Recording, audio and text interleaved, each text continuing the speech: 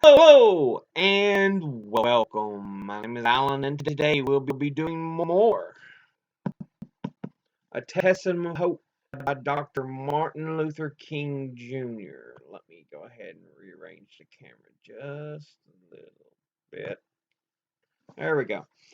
This piece we're about to read is a longer one. It's called If the Negro Wins, Labor Wins. We're looking at 3, 4, 5, 6, 7 pages in length. So, yeah. So, buckle in and bear with me here. We're going to read this and go over it. The blurb reads, "This is the full text of an address that Dr. King delivered in Bow Harbor, Florida, on the 11th of December, 1961, before the Fourth Constitutional Convention of the American Federation of Labor Congress of Industrial Organizations, the AFL-CIO. George Meany, the acerbic ex-plumber who was the president of this powerful political and economic bloc, invited King to speak in an effort to placate unionist and civil rights leaders as well, who deplored him and his executive council for censuring A. Philip Randolph. Randolph, a stalwart senior civil rights leader, was one of the vice presidents of the AFL-CIO and the chairman of the Negro American Labor Council. The NALC was an unknown or an in-house group that constantly pressed Meany and the AFL-CIO to deal with racism within the American labor movement. Dr. King deeply admired A. Philip Randolph. With Randolph's help, he constantly sought the support of powerful national labor unions, but had only succeeded in securing the support of local labor unions, especially Randolph's Brotherhood of Sleeping Car Porters, New York City's District 65 of the Distributor Workers of America, and Chicago's Packing House Workers. All of these unions had a large percentage of black members. King used this speech to support Randolph, heal wounds, and court organized labor. Less than a century ago, the laborer had no rights, little to no respect, and led a life which was socially submerged and barren. He had hired and fired. He was hired and fired by economic despots whose power over him decreed his life or death. The children of workers had no childhood and no future.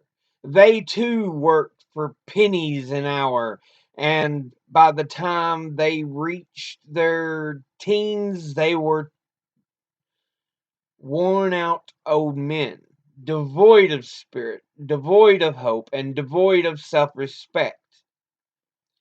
Jack London described a child worker in these words: "He did not walk like a man.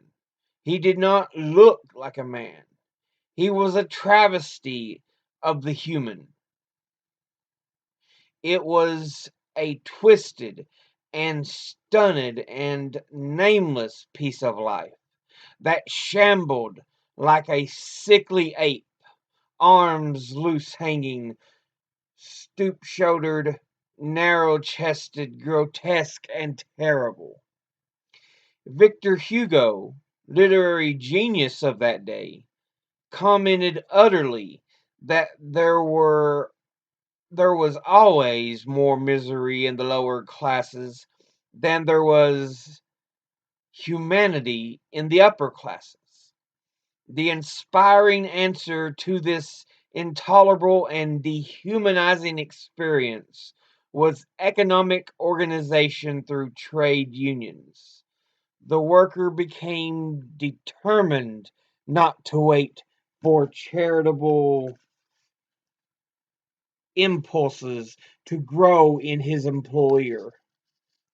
He constructed the means by which a fair sharing of the fruits of his toil had to be given to him, or the wheels of industry, which he alone turned, would not would halt, and wealth for no one would be available.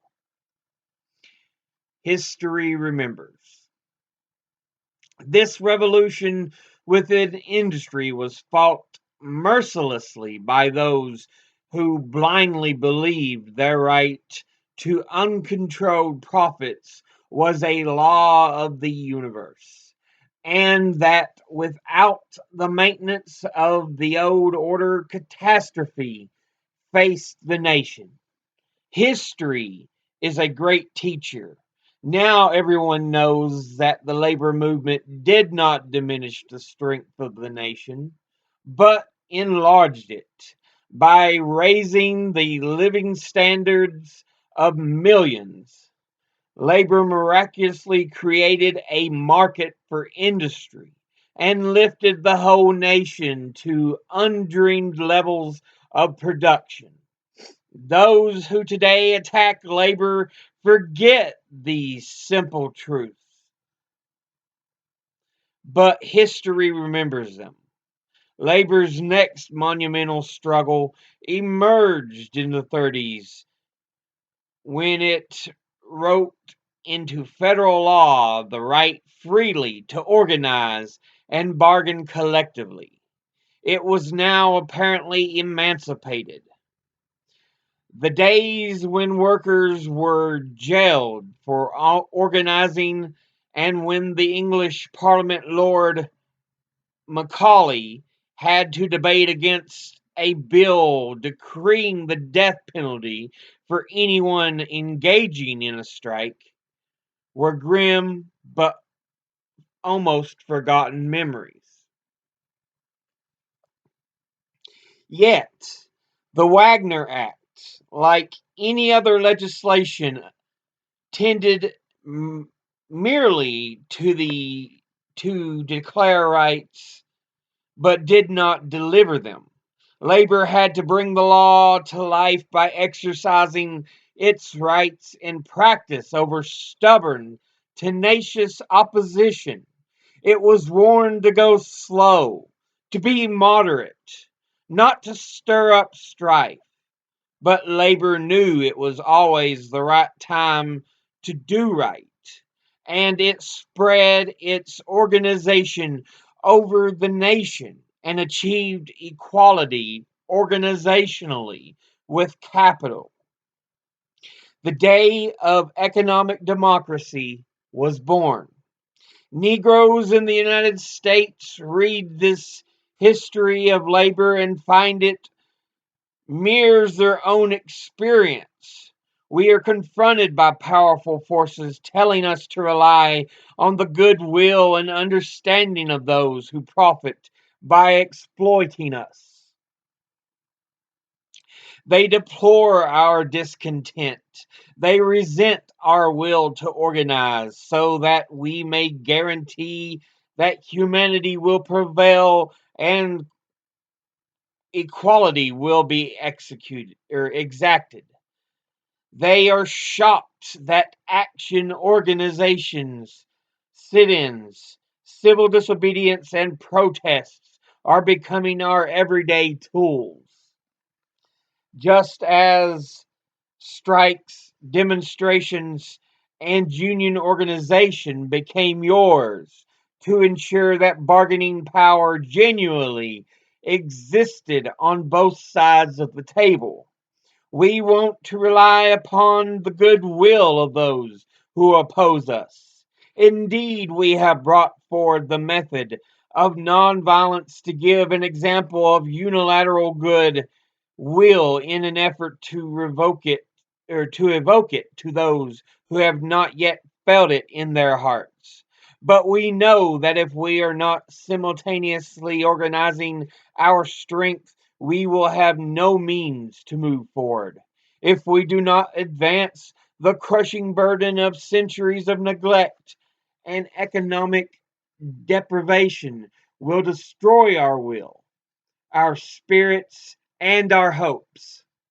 In this way, labor's historic tradition of moving forward to create vital people as consumers and citizens has become our own tradition, and for the same reasons. This unity of purpose is not an historical coincidence. Negroes are almost entirely a working people. There are pitifully few Negro millionaires and few Negro employers. Our needs are identical with labor's needs: decent wages, fair working conditions, livable housing, old age security, health and welfare measures, conditions in which families can grow, have education for their children, and respect in the community. That is why Negroes support labor's demands and fight laws which curb labor. That is why the labor hater and the labor baiter is virtually always a twin headed creature spewing anti Negro epithets from one mouth and anti labor propaganda from the other mouth. The duality of interests of labor and the Negroes make any crisis which lacerates you a crisis from which we bleed. As we stand on the household of a second half of the 13th century, a crisis confronts us both. Those who in the second half of the 19th century could not tolerate organized labor hate had a rebirth of power and seek to bargain the despotism of that era while retaining the wealth and privileges of the 20th century. Whether it be the ultra right wing in the form of the Birch Societies or the alliance which former President Eisenhower denounced, the alliances between big military and big industry, or the coalition of Southern Dixiecrats and Northern reactionaries. Whatever the form, these menaces now threaten everything decent and fair in American life. Their target is labor, liberals, and the Negro people, not scattered Reds or even Justice Warren. Former Presidents Eisenhower and Truman and President Kennedy, who are in truth beyond the reach of their crude and vicious falsehoods. Labor today faces a grave crisis, perhaps the most calamitous since it began its march from the shadows of want and insecurity. In the next 10 or 20 years, automation will grind jobs into dust as it grinds out unbelievable volumes of production. This period is made to order for those who would seek to drive labor into impotency by viciously attacking it at every point of weakness. Labor's true friends.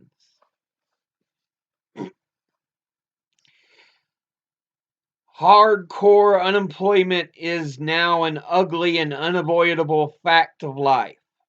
Like malignant cancer, it has grown year by year and continues to spread. But that automation can be used to generate an abundance of wealth for people or an abundance of poverty for millions as its human like machines turn out human scrap along with machine scrap as a byproduct of production. Our society, with its ability to perform miracles with machinery, has the capacity to make some miracles for men, and it values men as highly as it values machines. To find a great design to solve a grave problem, labor will have to intervene in the political life of the nation and chart a course which distributes the abundance to all instead of concentrating it among a few. The strength to carry through such a program requires that labor knows its friends and collaborate as a friend. If all that I have said is sound, labor has no firmer friend than the 20 million Negroes whose lives will be deeply affected by the new patterns of production. To say that we are friends would be an empty platitude if we fail to behave as friends and honestly look in weaknesses two weaknesses in our relationship. Unfortunately, there are weaknesses. Labor has not adequately used its great power, its vision, and resources to advance Negro rights. Undeniably, it has done more than other forces in American society to this end. Aid from real friends in labor has often come when the flames of struggle heighten, but Negroes are a solid component within the labor movement and a reliable bulwark for labor's whole program and should expect more from it, exactly as a member of a family expects more from his relatives than he expects from his neighbors. Labor, which made impatience for long delayed justice for itself a vital motive force, cannot lack understanding of the Negro's impatience. It cannot speak with the reactionaries' calm indifference of progress around some obscure corner not yet possible even to see. There is a maxim of the law: justice too long delayed is justice denied. When a Negro leader who has a reputation of purity and honesty, which has benefited the whole labor movement, criticizes it, his motives should not be reviled, nor his earnestness rebuked. Instead, the possibility that he is revealing a weakness in the labor movement, which it can ill afford, should receive thoughtful examination. A man who has dedicated his long and faultless life to a labor movement cannot be raising questions harmful to it any more than the lifelong devoted parent can become the enemy of his child. The report of a committee may smother with legal construction a lot of complaints and dispose of it for the day.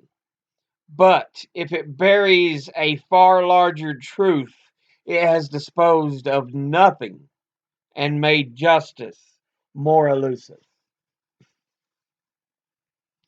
Bias exists in unions. Discrimination does exist in the labor movement. It is true that organized labor has taken significant steps to remove the yoke of discrimination from its own body. But in spite of this, some unions governed by the racist ethos have contributed to the degraded economic status of the Negro. Negroes have been barred from membership in certain unions and denied apprenticeship training and vocational education in every section of the country. One can find local unions existing as a serious and vicious obstacle when the Negro seeks jobs or upgrading in employment. Labor has on must honestly admit the shameful conditions and design the battle plan which will defend and eliminate them. In this way, labor would be unearthing the big truth and utilizing its strength against the weakness of injustice in the spirit of its finest traditions. How can labor rise to the heights of its potential statesmanship and cement its bonds with Negroes to their mutual advantage? First, labor must accept the logic of its special position with respect to Negroes and the struggle for equality. Although organized labor has taken actions to eliminate discrimination in its ranks, it has not raised high enough the standard for the general community. Your conduct should and can set examples for others, as you have done in other crusades for social justice. You should root out vigorously every manifestation of discrimination so that some internationals, central labor bodies, or locals may not besmirch the positive accomplishments of labor. I am aware this is not easy nor popular, but the 8-hour day was not popular nor easy to achieve, nor was outlawing anti labor injunctions. But you accomplished all of these with a massive will and determination. Out of such struggle for democratic rights, you won both economic gains and the respect of the country, and you will win both again if you make Negro rights a great crusade. Second, the political strength you are going to need to prevent automation from becoming a Moloch, consuming jobs and contract gains can be multiplied if you tap the vast reservoir of Negro political power. Negroes, given the vote, will vote liberal and labor because they need the same liberal legislation labor needs To give just an example of the importance of the Negro vote to labor, I might cite the arresting fact that the only state in the South which repealed the right to work law is Louisiana. This was achieved because the Negro vote in that state grew large enough to become a balance of power, and it went along with labor to wipe out anti labor legislation. Thus, support to assist us in securing the vote can make the difference between success and defeat for us both. You have the organizing experience we need, and you have an apparatus unparalleled in the nation. You recognized 5 years ago a moral opportunity and responsibility between several of our leaders, including Mr. Meany, Mr. Dubinsky, Mr. Ruther, and Mr. McDonald, and others, projected a $2 million campaign to assist the struggling Negroes fighting bitterly in handicapped circumstances in the South. A $10,000 contribution was voted by the ILGW to begin the drive, but for reasons unknown to me, the drive has never begun. The cost of us to us in lack of resources during these turbulent, violent years is hard to describe. We are mindful that many unions thought of us immorally rich, in truth, have problems in meeting the budget to properly service their members. So we do not ask that you tax your treasuries.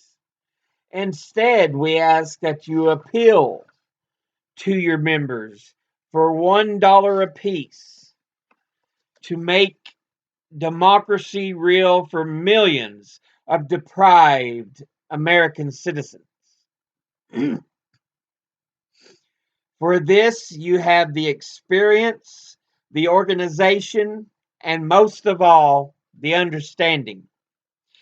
If you would do these two things now in this convention, resolve the deal effectively with discrimination and provide financial aid for our struggle in the South, this convention will have a glorious moral deed to add to an industrious history.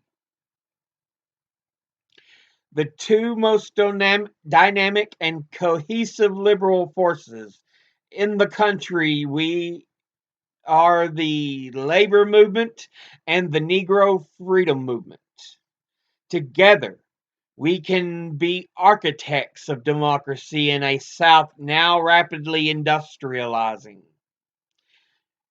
Together, we can retool the political structure of the South, sending to Congress steadfast liberals who, joining with those from northern industrial states, will extend the frontiers of democracy for the whole nation. Together, we can bring about the day when there will be no separate identification of Negroes and labor. There is no intrinsic difference, as I have tried to demonstrate. Differences have been contrived by outsiders who seek to impose disunity by dividing brothers because of color of their skin has a different shade. I look forward confidently to the day when all men who work for a living will be one, with no thought to their separateness, as Negroes, Jews, Italians, or any other distinctions. This will be a day when we shall bring into full realization the American dream, a dream yet unfulfilled, a dream of equality and opportunity, of privilege and property, widely distributed, a dream of a land where men will not take necessities from the many to give luxuries to the few, a dream of a land where men will not argue that the color of a man's skin determines the content of his character, a dream of a nation where all our gifts and resources are held not for ourselves alone, but as instruments of service for the rest of humanity. The dream of a country where every man will respect the dignity and worth of human personality. That is the dream. We shall overcome. And as we struggle to make racial and economic justice a reality, let us maintain faith in the future. We shall confront difficulties and frustrating moments in the struggle to make justice a reality. But we must believe somehow that these problems can be solved. There is a little song that we sing in the movement taking place in the South. It goes like this: We shall overcome, we shall overcome. Deep in my heart, I do not believe we shall overcome, or I do believe we shall overcome. And somehow, all over in my heart, I do believe, or I, okay. We shall overcome, we shall overcome. Deep in my heart, I do believe we shall overcome. And somehow, all over America, we must believe that we shall overcome and that these problems can be solved. They will be solved before the victory is won. Some of us will have to get scarred up, but we shall overcome. Before the victory of justice is a reality, some may even face physical death. But if physical death is the price that some must pay to free their children and their brothers from a permanent life of psychological death, then nothing could be more moral. Before the victory is won, more will have to go to jail. We must be willing to go to jail and transform the jails from dungeons of shame to havens of freedom and human dignity. Yes, before the victory is won, some will be misunderstood. Some will be dismissed as dangerous rabble rousers and agitators. Some will be called Reds and Communists merely because they believe the economic justice and the brotherhood believe in the economic justice and brotherhood of man.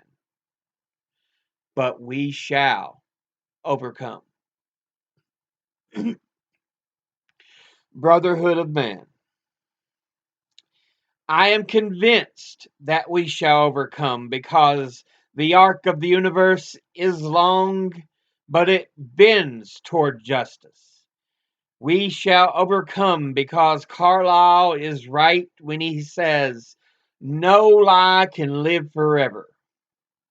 We shall overcome because Willem Cullen Bryant is right when he says, truth crushed to earth will rise again. We shall overcome because James Russell Lowell was right when he proclaimed, truth forever on the scaffold, wrong forever on the throne. Yet that scaffold sways the future. And so, if we go out with this faith and this determination to solve these problems, we will bring into being the new day, that new America.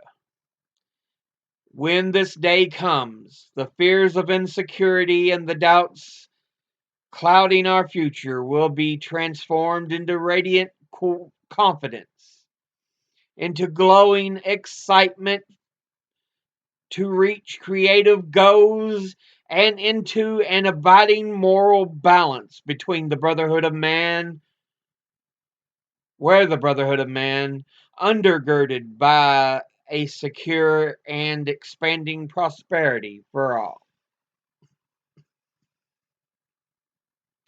Yes, this will be the day when all of God's children, black men and white men, Jews and Gentiles, Protestants and Catholics, will be able to join hands all over the nation and sing the words of the old Negro spiritual. Free at last, free at last. Thank God Almighty, we are free at last.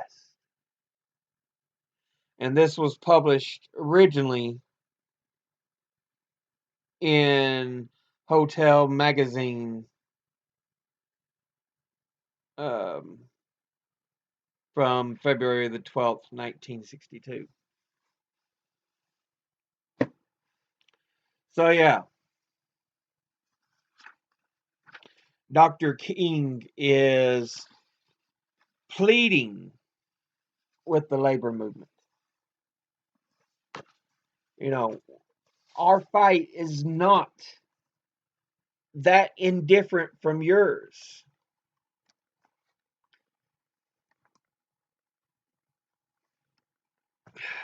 Help us, join us. We are seeking freedom and equal labor. And he says it benefits us both to work together.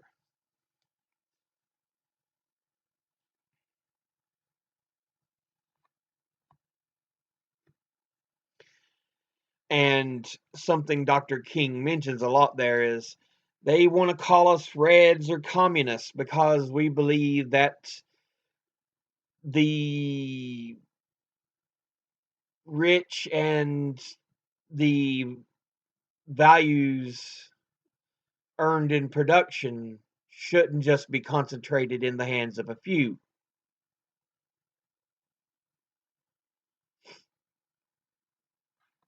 Which unfortunately is something we see today. Some of us just want to tax the rich and spread out equally, fairly, you know, this wealth to everyone. And even today, you still hear the yells communism, socialism.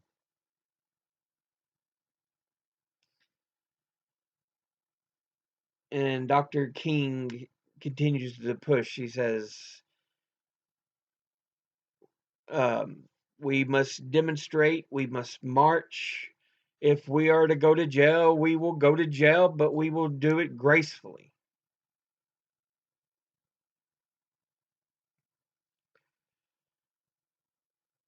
Which is something that often happened with the civil rights movement. In certain towns, you know, they would often be arrested because they were declared to have been disturbing the peace.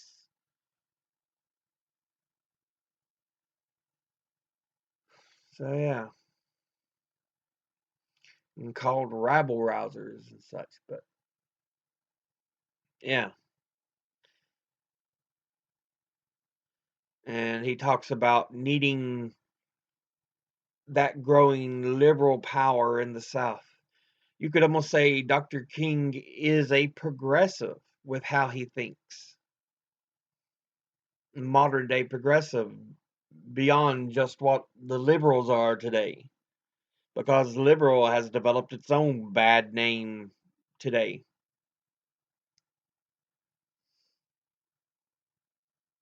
But yeah, Dr. King's speech to